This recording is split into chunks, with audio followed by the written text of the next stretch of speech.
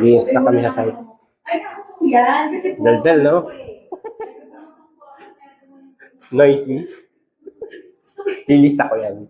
Ingay.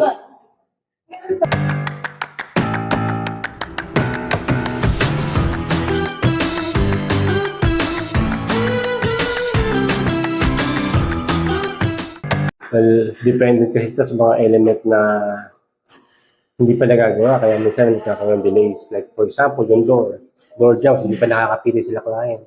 Kaya hindi na matapos yung tiling. At kung hindi matapos ang tiling, hindi malalagay ang door sa CR.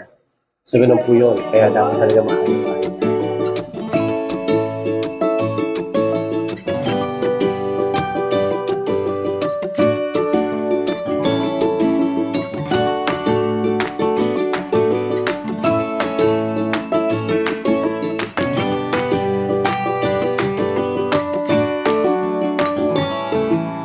Pababa na kami ng engineer.